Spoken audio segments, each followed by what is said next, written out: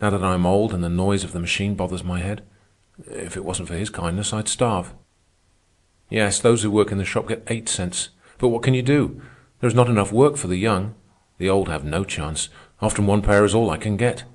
Sometimes, like today, I'm given a pair to finish before night.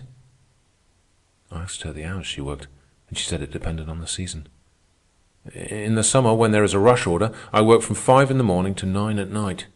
But in the winter it is too cold. The hands do not early get over the stiffness. Then you must work later, till after midnight sometimes. Yes, it has been a bad summer, the hard times. God must be angry. This is the first work the boss has given me in a week. It is true, one cannot eat much when there is no work. Now I'm used to it. I have sewed all my life, in the old country and here in San Francisco. 33 years. If you're sure of the rent, it is all right. The houseman is very kind, but he must have his rent. It is fair. He only charges $3 for this room. That is cheap, but it is not easy for you to find all of $3 every month. She ceased talking and, nodding her head, went on stitching. You have to be very careful as to how you spend your earnings, I suggested. She nodded emphatically. Well, after the rent, it's not so bad. Of course, you can't buy meat, and there's no milk for the coffee. But always there is one meal a day, and often two. She said this last proudly. There was a smack of success in her words. But as she stitched on in silence, I noticed the sadness in her pleasant eyes and the droop of her mouth. The look in her eyes became far away. She rubbed the dimness hastily out of them. It interfered with her stitching. No, it's not the hunger that makes the heart ache, she explained. You get used to being hungry. It's for my child that I cry. It was the machine that killed her. It's true she worked hard, but I cannot understand. She was strong, and she was young, only 40, and she worked only 30 years. She began young, it's true, but my man died. The boiler exploded down at the works, and what were we to do? She was 10, and she was very strong. But the machine killed her. Yes, it did. It killed her, and she was the fastest worker in the shop. I've thought about it often, and I know. That is why I cannot work in the shop. The machine bothers my head. Always I hear it saying, I did it, I did it. And it says that all day long. And then I think of my daughter, and I cannot work. The moistness was in her old eyes again, and she had to wipe it away before she could go on stitching. I heard the bishop stumbling up the stairs, and I opened the door. What a spectacle he was. On his back he carried half a sack of coal with kindling on top. Some of the coal dust had coated his face, and the sweat from his exertions was running in streaks. He dropped his burden in the corner by the stove and wiped his face on a coarse bandana handkerchief. I could scarcely accept the verdict of my senses. The bishop, black as a coal heaver, in a working man's cheap cotton shirt. One button was missing from the throat, and in overalls. That was the most incongruous of all. The overalls, frayed at the bottoms, dragged down at the heels, and held up by a narrow leather belt around the hips such as laborers wear. Though the bishop was warm, the poor swollen hands of the old woman were already cramping with the cold, and before we left her the bishop had built the fire, while I had peeled the potatoes and put them on to boil. I was to learn as time went by that there were many cases similar to hers, and many worse, hidden away in the monstrous depths of the tenements in my neighborhood. We got back to find Ernest alarmed by my absence. After the first surprise of greeting was over, the bishop leaned back in his chair, stretched out his overall-covered legs, and actually sighed a comfortable sigh. We were the first of his old friends he had met since his disappearance, he told us, and during the intervening weeks he must have suffered greatly from loneliness. He told us much, though he told us more of the joy he had experienced in doing the Master's bidding. For truly now, he said, I am feeding his lambs, and I have learned a great lesson. The soul cannot be ministered to till the stomach is appeased. His lambs must be fed bread and butter and potatoes and meat. After that, and only after that, are their spirits ready for more refined nourishment. He ate heartily of the supper I cooked. Never had he had such an appetite at our table in the old days. We spoke of it, and he said that he had never been so healthy in his life. I walk always now, he said, and a blush was on his cheek at the thought of the time when he rode in his carriage as though it were a sin not lightly to be laid. My health is better for it, he added hastily, and I am very happy, indeed most happy. At last I am a consecrated spirit. And yet there was in his face a permanent pain, the pain of the world that he was now taking to himself. He was seeing life in the raw, and it was a different life from what he had known within the printed books of his library. And you are responsible for all this, young man, he said directly to Ernest. Ernest was embarrassed and awkward. I warned you, he faltered.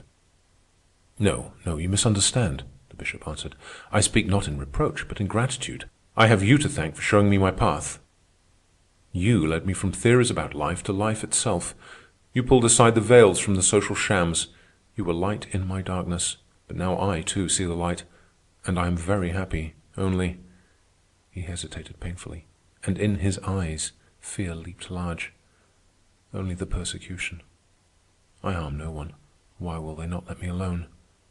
But it is not that. It is the nature of the persecution. I shouldn't mind if they cut my flesh with stripes, or burned me at the stake, or crucified me head downward. But it is the asylum that frightens me. Think of it, of me, in an asylum for the insane. It is revolting. I saw some of the cases at the sanitarium. They were violent. My blood chills when I think of it. And to be imprisoned for the rest of my life amid scenes of screaming madness. No, not that. Not that. It was pitiful. His hands shook, his whole body quivered and shrank away from the picture he had conjured. But the next moment he was calm. "Forgive me," he said simply. "It is my wretched nerves. And if the Master's work leads there, so be it. Who am I to complain?" I felt like crying aloud as I looked at him. Great Bishop, oh hero, God's hero. As the evening wore on, we learned more of his doings. "I sold my houses, rather," he said. "All my other possessions. I knew I must do it secretly, else they would have taken everything away from me. That would have been terrible. I often marvel these days at the immense quantity of potatoes $200,000 or $300,000 will buy, or bread, or meat, or coal and kindling." He turned to Ernest. "You are right, young man. Labor is dreadfully underpaid. I never did a bit of work in my life except to appeal aesthetically to Pharisees. I thought I was preaching the message. And yet I was worth $500,000. I never knew what $500,000 meant until I realized how much potatoes and bread and butter and meat it could buy. And then I realized something more. I realized that all those potatoes and that bread and butter and meat were mine, and that I had not worked to make them.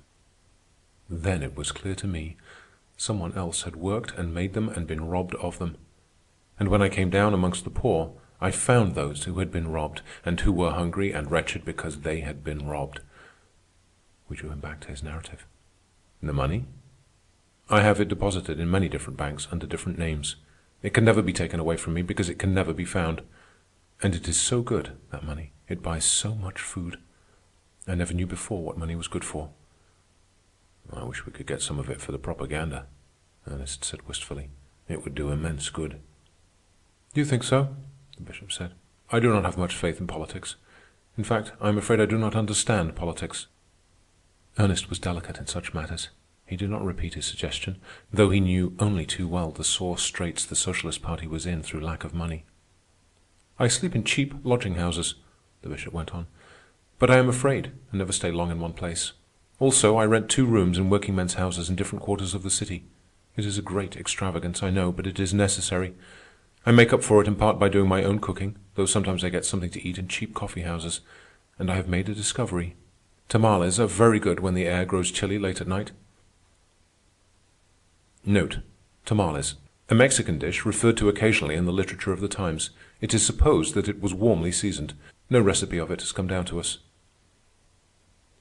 "Only they are so expensive. But I have discovered a place where I can get 3 for 10 cents. They are not so good as the others, but they are very warming. And so I have at last found my work in the world, thanks to you, young man. It is the Master's work." He looked at me, and his eyes twinkled. "You caught me feeding his lambs, you know, and of course you will all keep my secret." He spoke carelessly enough, but there was real fear behind the speech. He promised to call upon us again, but a week later we read in the newspaper of the sad case of Bishop Morehouse, who had been committed to the Napa Asylum and for whom there were still hopes held out. In vain we tried to see him, to have his case reconsidered or investigated, nor could we learn anything about him except the reiterated statements that slight hopes were still held for his recovery. "Christ told the rich young man to sell all he had," Ernest said bitterly. "The bishop obeyed Christ's injunction and got locked up in a madhouse. Times have changed since Christ's day. A rich man today who gives all he has to the poor is crazy. There is no discussion. Society has spoken."